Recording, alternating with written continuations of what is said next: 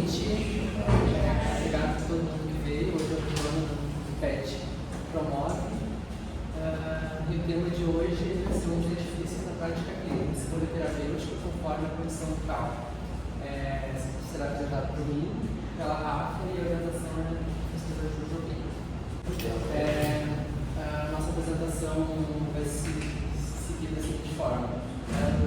Eu sou Caterina, primeiro a gente vai trazer o conceito desses edifícios, as funções deles, a composição, os tipos, indicações e, no fim, as considerações finais.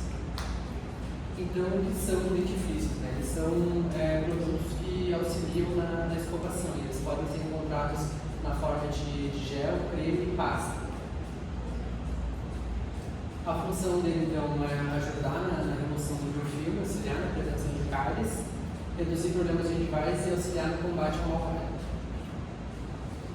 O que a gente quer trazer nesse PET promove, então, a gente quer mostrar que nem toda pasta de dente é igual e que a escolha dela depende da necessidade do paciente. A composição da pasta de dente, prioritariamente o que a gente tem que pensar quando pensa no dentifrício é no flúor, né? Então, o flúor ele é um agente muito importante na prevenção e controle da atividade de cárie, porque ele ajuda no fortalecimento do esmalte no processo de mineralização e é recomendada a quantidade de 1.100, a partir de 1.100 ppm dentro desses cremes dentais. E ppm são partes por milhão, então a gente vê aquela pasta ali, por exemplo, tem 1.400 ppm de flúor. Ainda sobre a composição dos cremes dentais, a gente vai ter dentro deles os agentes abrasivos, que pode ser encontrado na forma de sílica hidratada, carbonato de cálcio, e eles têm a função de remover esse manchamento externo do dente.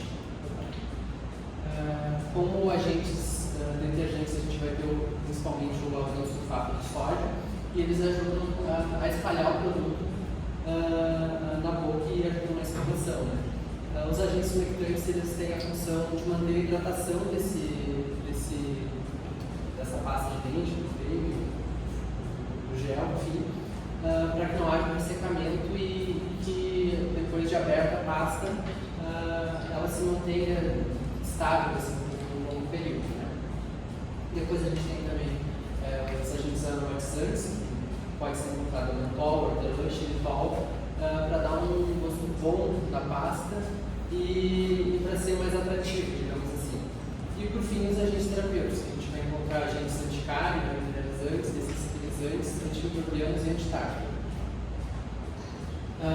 Então, as pastas de dentes elas podem ser usadas para sensibilidade dentinária, para doença periodontal, gengivite, para fazer a remoção de manchas, podem ser antitártaro e ajudar a combater a litose.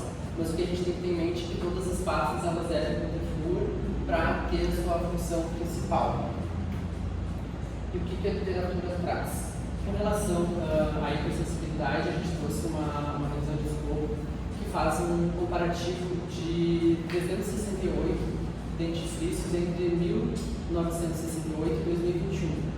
Que foram reunidos em 138 sites clientes motorizados. E o que essa revisão de escopo trouxe? Né? Ela comparou os ingredientes ativos nessas pastas, os tipos de flúor, a efetividade da redução da dor pela hipersensibilidade e os tipos de abrasivos que haviam nessas pastas.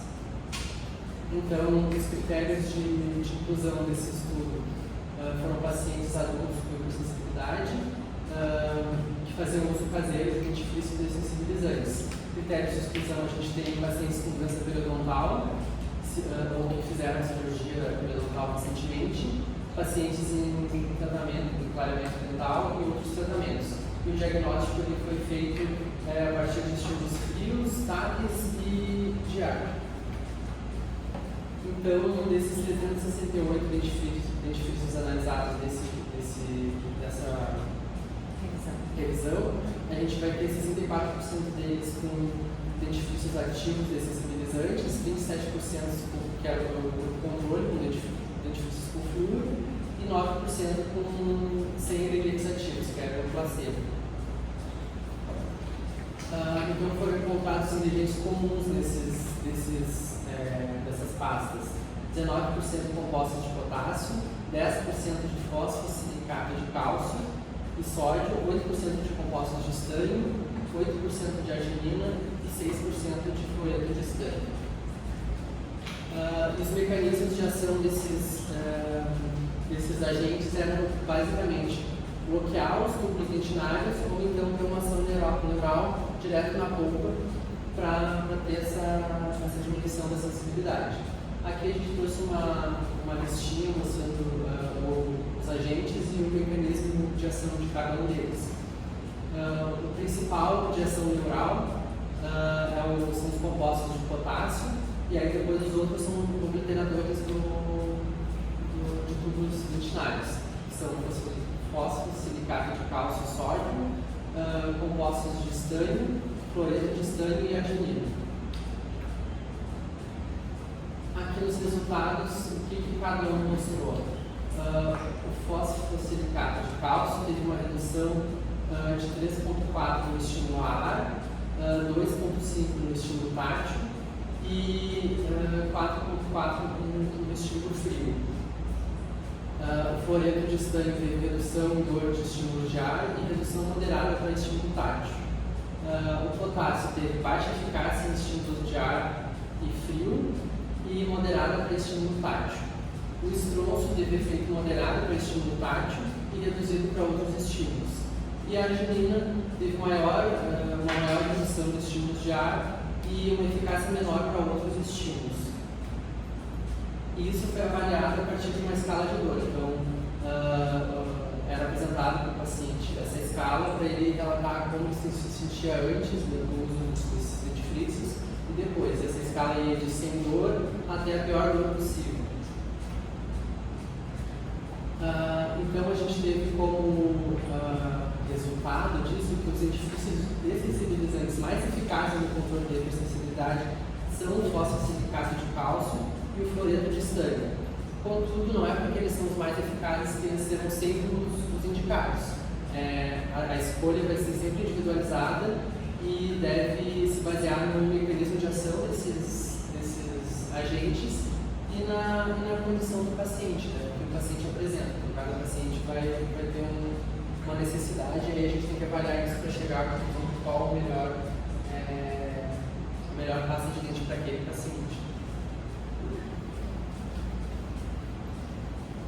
Quanto à gengivite, o cálculo, a placa e a lactose, a gente trouxe essa revisão sistemática em que incluiu 32 estudos e os seguintes desfechos avaliados: placa, gengivite, cálculo, lactose e manchas. O estudo ele seguiu o modelo PRISMA para seleção e inclusão dos artigos. Os critérios de inclusão foram estudos clínicos controlados, dentifrícios com fluoreto de estanho, grupo controle ou placebo, avaliar pelo menos um dos desfechos e realizados em humanos. Quanto aos critérios de exclusão, foram estudos in vitro, estudos laboratoriais, não ter grupo controle, não avaliar os desfechos, relatos de caso e estudos observacionais. Dos materiais e métodos, então, foram usados dentifrícios contendo fluoreto de estanho e foram comparados com outros dentifrícios que eram placebo. A meta-análise, então, mostrou uma redução de 17% com o uso de fluoreto de estanho em pessoas que usaram ele ao longo dos 6 meses. Comparado com o controle, houve uma melhora significativa. Foram medidos os índices clínicos de ECG e programeta de sondagem, e os estudos eram heterogêneos, com pessoas estudadas e o tempo de uso sendo diferentes. Os resultados para a placa bacteriana também houve uma redução de 6 a 15%, onde o fluoreto de estanho mostrou uma ação antibacteriana, inibindo o metabolismo das bactérias. Contudo, não se substitui a escovação adequada, já que a gente tem que unir a boa escovação com o uso do dentifrício. Para o cálculo dentário, também houve uma redução de 55%, onde o fluoreto de estanho agiu na redução da mineralização da placa bacteriana. Como a gente viu anteriormente, também houve essa redução mas a raspagem profissional ainda deve ser realizada já que é o padrão ouro. Para a litose, a gente teve diminuição das bactérias produtoras dos compostos sulfurados e normalmente em pacientes com sabor lingual, a gente tem aquela língua esbranquiçada, que foi avaliado. Para manchas e clareamento não houve nenhum resultado significativo, já que o fluoreto de estanho ele não age nas moléculas de pigmento.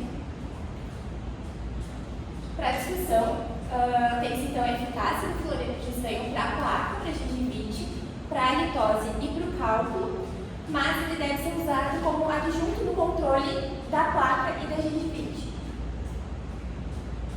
Para os clareadores, a gente trouxe esse estudo clínico randomizado, com 56 voluntários, onde foi dividido em 4 grupos e 14 pessoas cada.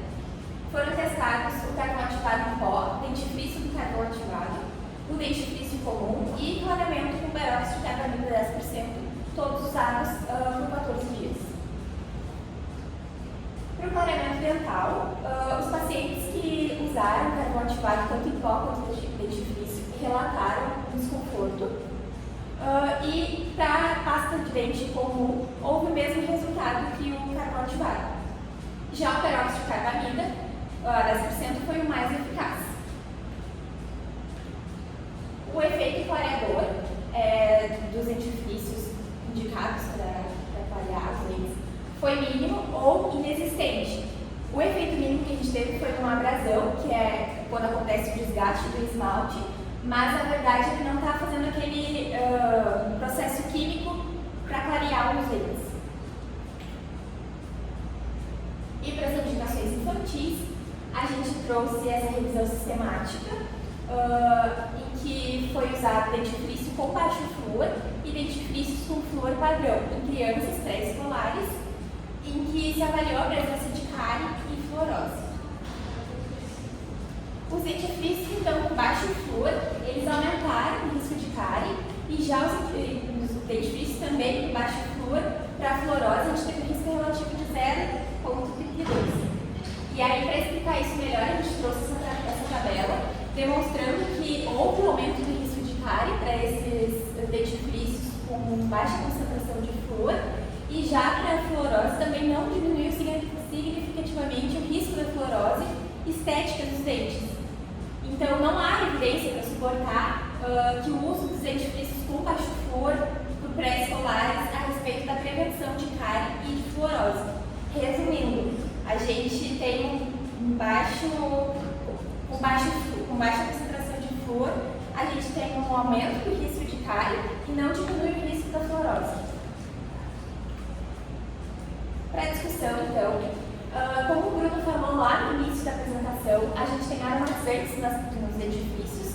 Normalmente infantil a gente encontra sabor uva, morango, tutti-frutti, e isso leva a criança a querer ingerir essa pasta de dente porque tem um gostinho bom. E por isso a gente precisa da supervisão dos pais, dos responsáveis, do professor da escolinha, por exemplo, e também cuidar da quantidade adequada. E aí a gente trouxe esse guia do Ministério da Saúde, os atos do guia, né? Em que até 3 anos a gente usa a quantidade de 1 grão de arroz cru e de 3 a 6 anos a gente usa a quantidade de tamanho de 1 grão de ervilha. As considerações finais, então. O dentifrício é terapêutico, ele não é um cosmético. O flúor ele é indispensável nos dentifrícios.